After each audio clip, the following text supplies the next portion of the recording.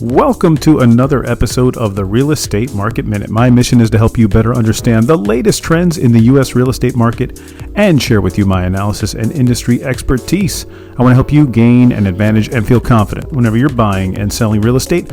I'm your host, Mark Salib. I'm a passionate real estate professional, advisor, and investor, and I love what I do. Follow and DM me on Instagram at The Salib Group. Send me an email, mark@thesalibgroup.com. And as always, thank you for tuning in to today's show. Is buying a home at age 40 a smart move or a financial mistake?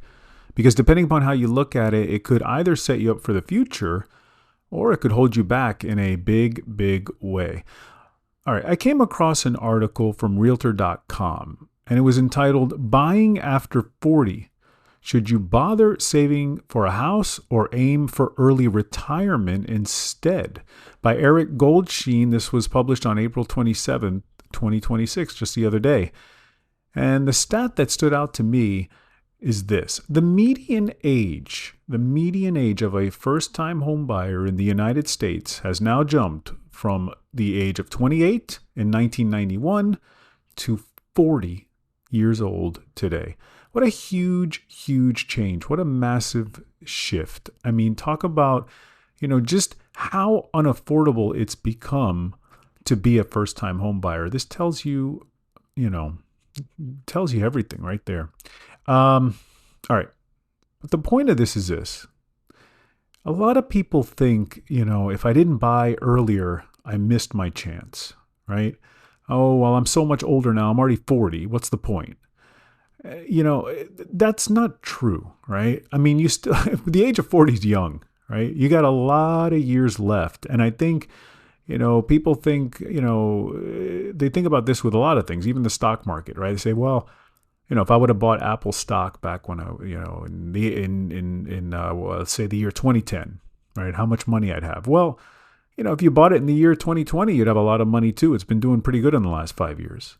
Right? So it was never really too late. The question to me isn't about your age. It's about, can you afford the payment? Will you stay there long enough? And does the home fit your life and your family timeline, right? I think those are the bigger questions. People think too much about age, and I don't think you should. And if you buy at age 40, I would urge you to think about a 25-year mortgage and have it paid off by age 65 if you can afford the monthly payments, because most people tend to retire by the age of 65. That matters. One of the biggest risks in retirement is housing costs that just never go away. And keep in mind, rent can just keep going up and up and up. At least your mortgage has an end date, right? If you can't do it, fine, do a 30-year fixed. At least be done by the age of 70. But imagine you're done. And once that home is paid off, you've gotten rid of your largest monthly expense, which is that mortgage payment or that rent payment, right? Now, it's understood you still have taxes, insurance, repairs, maintenance. I get that. But at least you're no longer making a rent payment or a mortgage payment. And that's a big deal. And people tend to really appreciate that when they get to that age. All right, what's the other angle of this? So the asset growth, right? For savings. I've talked about this so much. Listen to this. The U.S. right now median home price is around $408,000. If that same home appreciates at 4% per year, which is just the average for real estate growth per year, for the next 25 years, it becomes a $1.09 million home. That's $680,000 in appreciation over 25 years. Are you going to leave that money on the table? I mean, the appreciation, by the way, is only one part of the story. The mortgage is a forced saving system, right? Every month you're paying down that principal. So in 25 years, it's not $680,000. You have it paid off. You actually have $1 million asset sitting in your hands. All right. So let's say you have the loan paid off. You're 65 years old. You bought at 40. And you think to yourself, what a great idea that was. Fully paid off home. A significantly appreciated asset, equity growth, price appreciation, no mortgage payment. I get it. It's not all guaranteed, but over the long term, I always say this, time is your biggest advantage. Time in the market, right? time in the market. And this is no different. Real estate has its own market. You want time in that market to gain that price appreciation over the years that you can get.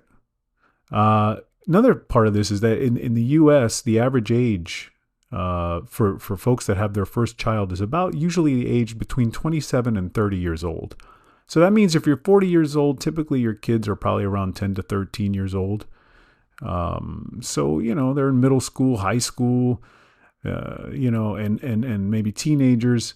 So I do think that when you think about if you're 40 years old and you really think you're too old, as this article might indicate, to buy a house, it's not just a financial decision. It's also about, stability for your family, consistency, giving your family a long-term home base, during some of those very important years. That matters a lot to a child, to a family. Another thing, too, about renting, post-COVID, rents surged dramatically in many markets. New York saw rent increase by about $800 on average per month. Miami saw nearly $700 a month. San Diego, $800 a month. Some markets, there were some rental markets that almost doubled over the last several years, post-COVID. So if you rent, your biggest expense just can keep going up and up and up. At least your mortgage and principal and interest payment is fixed, right?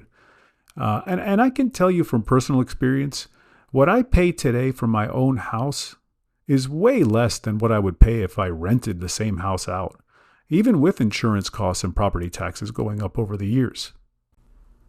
All right, I'm going to break it down with numbers. After all, this is a data-driven show, so let's do it. Let's do 25 years, owning scenario. All right, $400,000 home. You got a monthly payment, if you have a mortgage with interest, about $2,000 a month.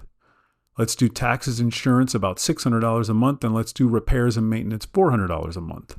So all in, that's about $3,000 a month. Over 25 years, $3,000 a month, 12 months times 25 years, you paid $900,000 total over the 25 years. But at the end of it, you own a home worth $1 million, assuming, like I said earlier, 4% annual appreciation and the mortgage gets paid off. So yeah, you did pay a lot over time. You paid $900,000, but you also ended up with a major asset. Okay? Now let's do the rent scenario. Let's do the rent. Let's say it starts the same, $3,000 a month. It goes up about 3% every year. Over 25 years, the total rent you paid is $1.3 million. And at the end of the 25 years, you own nothing. You still need somewhere to live. And who knows, rent may still be going up. All right, so what does this tell us, right? Even with repairs, taxes, insurance, maintenance, ownership can still create a better long-term deal for you if the payment is affordable and you stay in there long enough. You get equity, paid down loan, potential appreciation, a payment that eventually ends.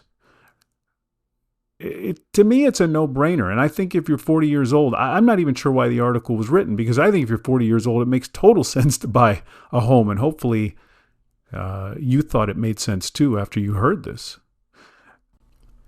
And there's another aspect to this. There's tax considerations too. Homeownership comes with its own tax benefits. With mortgage interest that's deductible, you can deduct that mortgage interest from your taxes. It's not the main reason to buy, but it's still something. But again, don't forget that emotional side. It's not just an investment. Your kids grow up there, memories are made, routines are built. It gives your family a sense of permanence. I really believe in that. That's real value. That emotional side matters too. All right. So to me, question is 40 too late to buy your first home? Well, if you can afford the payment, you plan to stay there for a while, and the home fits your life, I think buying at 40 is still probably the best move you can make. I don't think you're too late. I definitely don't think you're too late. By 65 years old, you got a paid off house, a major asset, a lower burden when you're retired, years of stability for your family. It's not just about housing. It's building a long-term foundation for you and your family. That is it for me today. Thank you so much for listening to today's show. And as always, if you have questions or need specific advice, ideas, or just some help regarding your particular real estate needs or situation, or if you're just looking to buy or sell real estate in Florida, well then DM me on Instagram at The Salib Group, or just send me an email to mark@thesalibgroup.com. Don't forget to leave a rating for the show, follow, subscribe, help others find the show, and be informed and educated about the real estate market just like you. Until next time.